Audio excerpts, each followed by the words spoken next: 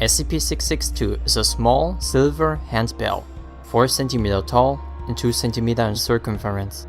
When the bell is shaken as if to ring it, a soft chime can be heard, although this does not come from the bell. A short, well-dressed Caucasian butler of self-proclaimed British heritage, calling himself Mr. Deeds, will appear from the nearest area not within line of sight, usually from around the corner. If he is allowed to leave line of sight and return, he is able to produce smaller, less complex items, such as a ham sandwich, a glass of iced tea, or even more luxurious items, like caviar or a brick of gold.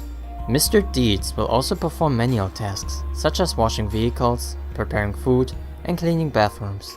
If a request is deemed unreasonable or impossible by the butler, he will kindly tell the ringer so, and offer an alternative if one may be had. SCP-043 requires no special containment, although it is recommended that SCP-043 may not be used for purposes other than testing. A turntable is to be maintained in the same room for testing. SCP-043 appears to be a vinyl copy of the White Album by the Beatles. However, upon closer inspection, the record has no grooves. In spite of this, the record will still play from start to finish, regardless of the starting position of the needle.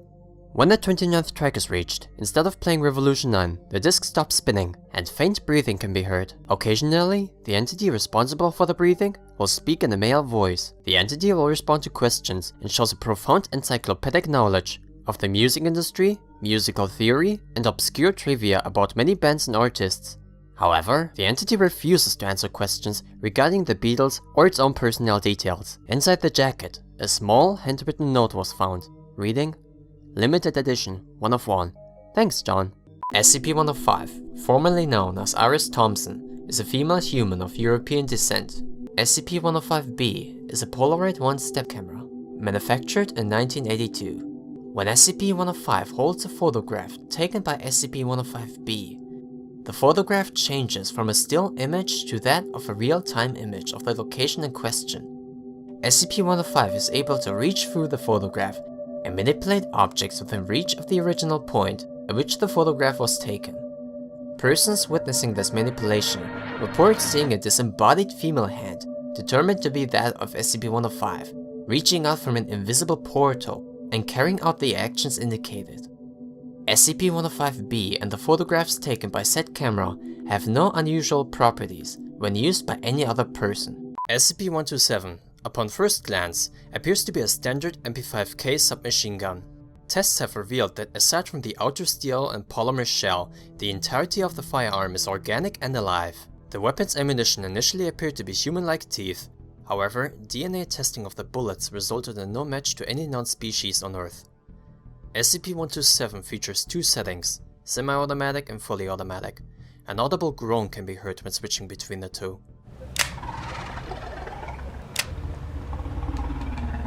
Upon depleting the weapon's magazine, typically 60 shots, it takes between 3 to 5 days to regrow a new supply of ammunition. Attempts to remove the magazine have resulted in failure.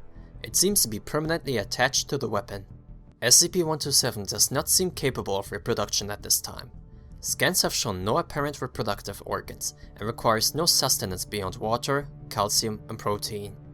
SCP-632 is a type of arachnid that reproduces via unconventional means, by exposing a human host to an array of sensory triggers. 2 to 3 hours following exposure to all of SCP-632's sensory triggers, affected individuals will experience mild headaches, sensations of spider silk on their skin, and repeated intrusive thoughts about spiders. Affected individuals will experience gradual thinning of the anterior brain lining and skull, as bone, muscle, and fat tissue is gradually incorporated into the filament-like structures in the frontal cortex. 6 to 7 days following initial exposure, headaches experienced by affected individuals will increase sharply in intensity and duration. Eventually, most affected individuals end up fracturing their own skulls through accidental application of excessive force, at which point 80 to 200 instances of SCP-632 will exit the brain from the weakened point in the forehead. Complete SCP-632 manifestation is usually fatal.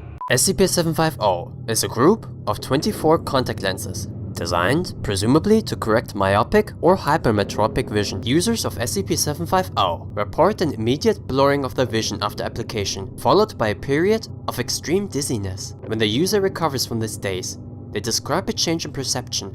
This change seems to worsen with time, and prolonged exposure to the object will cause their wearer to permanently suffer the noted effects of SCP-750, even when the item has been removed from the cornea. Personnel exposed to SCP-750 have reported the following alterations to their vision: man-made walls, ceilings, and floors being covered in a substance described similarly to biofilm, the sky being a dark red color, with clouds always appearing to be black, food items instead resembling a collection of dismembered human limbs, organs, and viscera, visions of small insects emerging from pores on their skin. SCP-865 is a handgun of unknown make, superficially similar to a Sig Sauer P226. Several circuit boards and microprocessors have been incorporated into SCP-865's grip. When fired at a human being, the target immediately reacts as if the body part SCP-865 was aimed at when fired were in intense pain. Test subjects have claimed detailed memories of suffering a severe accidental injury to the targeted body part and will behave at all times as if the memory is factual, up to and including mimicry of conditions associated with paraplegia, amputation, infection, or brain damage. Physical examination of test subjects indicates that no physical change occurs in body parts SCP-865 has been fired at. To date, no fatalities have resulted from SCP-865 testing. The SCP appears to be a standard door key of unremarkable make. Regardless of form, the SCP may be identified by indelible bloodstains on the fob. Bloodstains contain human DNA from 27 different specimens, none of which matches any individual on file. When inserted into an unlocked mechanism, the key has no effect. When inserted into the locked mechanism of a door or a similar barrier, behind which are one or more mammalian life forms, the key will open the lock and have its secondary effects. When SCP-1016 is inserted into such a lock, any lights in the structure dim noticeably. Upon the user entering the structure, persons and higher animals inside the structure at the time of the unlocking act are found to be dead. Cause of death in SCP-1016's victims is universally penetrating trauma with a large bladed object. Victims bear wounds running along entire lengths of limbs and in many cases appear to be partially dissected. SCP-1678 is a full-scale mirror image reconstruction of the British city of London, located exactly 1 kilometer underneath the original city of London. The city has been constructed to resemble the city as it was in the Victorian era, with constructions designed to resemble traditional gaslighting prevalent on the streets and with all the modern buildings to the original city of London being represented in the Victorian style of architecture, aside from foundation occupants in cases of SCP-1678-A, B, and C. SCP-1678 is believed to be uninhabited. SCP-1678 is believed to have been constructed with the intent to harbor the survivors of an XK-class end-of-the-world event.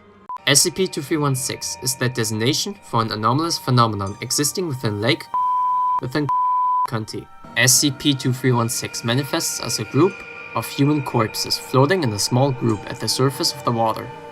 Jeremiah Feynman, Arthur Scott, Dennis Clark, SCP-2316 hosts a powerful cognitohazardous effect, causing those who have viewed SCP-2316, are aware of certain parts of its nature, or who are enrolled in the to believe that the individual's instances of SCP-2316 are human beings they recognize, typically from their childhood.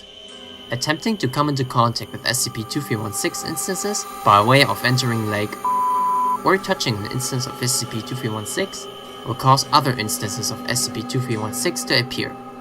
You do not recognize the bodies in the water. SCP-3000 is a massive aquatic serpentine entity, strongly resembling a giant moray eel. The full length of SCP-3000 is impossible to determine, but is hypothesized to be between 600 and 900 kilometers. SCP-3000 is carnivorous, and despite its sedentary nature, is capable of moving quickly to dispatch prey. SCP-3000 is a Class 8 cognitohazardous entity. Direct observation of SCP-3000 may cause several mental alterations in viewers. Individuals who directly observe SCP-3000, as well as any individuals within an uncertain distance of SCP-3000, experience inexplicable head pain, paranoia, general fear, and panic, and memory loss or alteration. SCP-636 is a maintenance elevator at the hotel located at.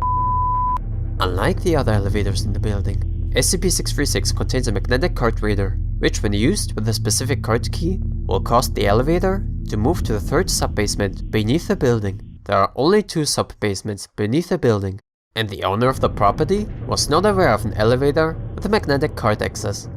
Whenever any individual attempts to access this floor via SCP-636, the elevator appears to work normally. However, upon reaching the non-existent floor, all contents of the elevator, including any personnel or remote monitoring equipment, will disappear. While the shaft does extend to a third sub-basement level, there are only blank walls at that depth, and video cameras placed within the shaft have shown no unusual activity. Furthermore, SCP-636 will periodically move to the third sub-basement level on its own. SCP-4999 is a humanoid entity of unknown composition, visually resembling a middle-aged male. Its physical appearance varies, with its dark suit being the only constant between manifestations. SCP-4999 will manifest only in the presence of one solitary human person at a time. All subjects recorded to date have been in terminally poor health, critically injured, or on their deathbeds, with SCP-4999 appearing nearby not more than 20 minutes before the expiration. Once situated, it will remove a pack of cigarettes from its left inside jacket pocket and offer one to the subject. If the subject accepts, SCP-4999 will place it between their lips, remove one for itself, and light both. The entity will make physical contact with the subject, typically via holding their hand, placing its hand atop theirs, or resting its hand on their shoulder. SCP-4999 will then remain with the subject, silent and unmoving, until they have passed away. Thank you for listening. Site42 Studios and its staff are funded by viewers like you. Please become a patron or visit our merch store at the link in our bio to support our work. Secure, contain, protect.